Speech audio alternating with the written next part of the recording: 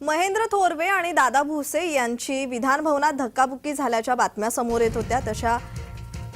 तसे व्हिडिओ समोर येत होते। त्यावर दादा भुसे यांनी प्रतिक्रिया दिलेली आहे। महेंद्र थोरवे माझे मित्र, असं काही घडलंच नाही असं म्हणत थोरवेंसोबतच्या राड्यावर दादा भुसेंनी प्रतिक्रिया दिली आहे। तर दादा भुसे आणि महेंद्र थोरवेंमध्ये धक्काबुक्की झाल्याच्या बातम्या होत्या।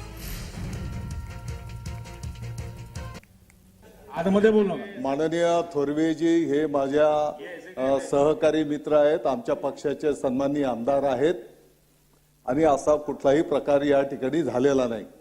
या गोष्टीचं मी या ठिकाणी खंडन करतो।